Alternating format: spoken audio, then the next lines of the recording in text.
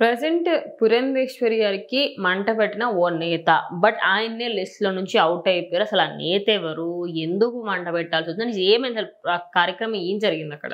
So, BJP party అనేది ఒక పెద్ద సెంట్రల్ పార్టీ. ఈరోజు ప్రతి స్టేట్‌లో వాళ్ళ వింగ్స్‌ని పెంచుకోవాలని వాళ్ళు చూస్తున్నారనమాట ఖచ్చితంగా. అయితే ఇప్పటిదాకా ఏపీ రాష్ట్రంలో అయితే బీజేపీ ఉన్నది. అంటే అదొక పార్టీ ఉందని కూడా చాలా మందికి ఐడియా లేదు. ఎప్పుడైతే పురంధేశ్వరి గారికి అధ్యక్షత ఇచ్చారో, అప్పటి నుంచి కూడా బీజేపీ పార్టీకంటూ కొంత ప్రాధాన్యత వచ్చింది రాష్ట్రంలో. సో, ఖచ్చితంగా తెచ్చుకున్న ఒక 8 సీట్లు ఏవైతే వాళ్ళు గెలిపించుకోగలిగారో, ఖచ్చితంగా ఆ రోజు నుంచి అటు పురంధేశ్వరి గారి పైన కేంద్రంలో కూడా నమ్మకం ఏర్పడింది. ఆవిడ చేతిలో ఇప్పుడు పగ్గాలు పెట్టొచ్చు అనే విధంగా వాళ్ళు ఇంకా పర్మనెంట్‌గా పెట్టొచ్చని ఫిక్స్ అయిపోయారు. సో, ఆవిడ వచ్చినాకే ఖచ్చితంగా ఈ విజయం అనేది కొంచెం కూటమి ప్రభావం అనుకోవచ్చు కానీ, బట్ ఆవిడ వచ్చిన తర్వాత ఆ గ్యాదరింగ్ అనేది చేసుకొని, ఆమెకున్న సర్కిల్‌తోని అందరిని పోగు చేసుకొని, ఇంకా నెక్స్ట్ కూడా కొంతమంది యువతకి గానీ, ఈ ఎవరెవరైతే వీళ్ళ పార్టీలో చేరడానికి ఇంట్రెస్ట్ ఉన్న ప్రముఖ నాయకులను గానీ, వాళ్ళందరినీ కూడా గ్యాదర్ చేసే పనిలో ఆవిడున్నారు.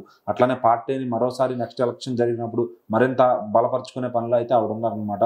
సో, మరి బీజేపీకి ఉన్న ఒక ఇది ఏంటి అంటే, లాస్ట్ దాకా కష్టపడే వాళ్ళని లాస్ట్ మినిట్‌లో తీసేయడం, ఆ తర్వాత మళ్ళీ కొత్త వాళ్ళని అధ్యక్షుడిగా చేయడం. అట్లా చేస్తే ఏమవుతుందంటే, ఈ కష్టపడ్డ వాళ్ళకి ఇంత చేశాం కదా అనే ఒక ఫీలింగ్ ఉంటుంది.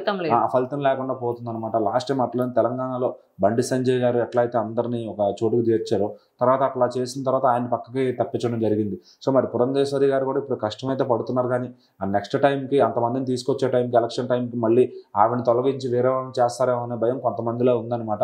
సో, మరి ఆవిడ ముఖ్య నేతగా లేకపోతే ఖచ్చితంగా ఆ బీజేపీకి పడే ఓట్లు కూడా పడవు. ఎందుకంటే ఆటోమేటిక్‌గా ఎన్టీ రామారావు గారి కూతురు అనే ఒక బ్రాండ్ ఉంది.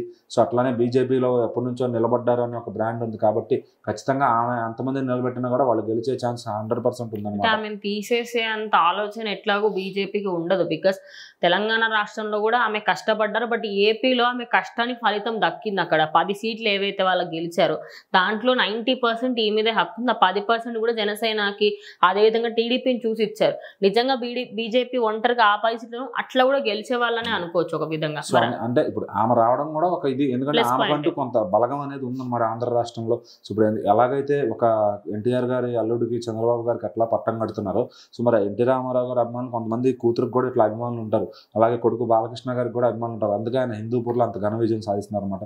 సో, ఆ ఫ్యామిలీకి ఉన్న ఒక బ్రాండ్ ట్రాక్ రికార్డ్ అనేది పాలిటిక్స్లో వాళ్ళకి ఇంకెంతమంది వచ్చినా కూడా వాళ్ళు సర్వే అవ్వగలరు అనే కాన్ఫిడెన్స్ అయితే ఉందన్నమాట ఖచ్చితంగా. సో, మరి ఈ మన నందమూరి ఫ్యామిలీ నుంచి, ఆ నారా ఫ్యామిలీ నుంచి నిలబడ్డ ఎవరో కూడా వాళ్ళ అల్లుళ్ళైనా ఎవరైనా సరే అందరూ కూడా 100% సక్సెస్ రేట్తో విన్ అయ్యారు. సో, మరి అది ఒక రికార్డ్ అని చెప్పొచ్చు. మరి వేరే ఇతర ఫ్యామిలీ కానీ, అటు జగన్ రెడ్డి గారి ఫ్యామిలీ కానీ అందరూ కూడా ఓటమి పాలయ్యారనమాట. సో, మరి ఈ క్రెడిటే చెప్తుంది వాళ్ళకి ఎంత జనాల్లో ఎంత ఆదరణ ఉంది నందమూరి ఫ్యామిలీ గారు, నారా ఫ్యామిలీ కానీ. సో, ఖచ్చితంగా మరి పురంధేశ్వరి గారు కూడా అటు ఇంటి నుంచి బయటింటి కోడలైనా కూడా అటు రాజకీయాల్లో పరంగా నందమూరి బ్రాండ్గానే వస్తారు ఆవిడ. సో, ఖచ్చితంగా ఆమెను నమ్మి కొంతమంది నిలబడే వాళ్ళు ఉన్నారు. ఇంకొంత మెజారిటీ కూడా పెరిగే ఛాన్స్ ఉందన్నమాట. సో, మరి ఆవిడ నెక్స్ట్ ఎలక్షన్ టైంకి ఇంకెంతమందిని తీసుకొస్తారు, ఆమె పేరుని ఇంకెంత సెంట్రల్ లెవెల్ ఇంకెంత నిలబెట్టుకుంటారని చూడాలి.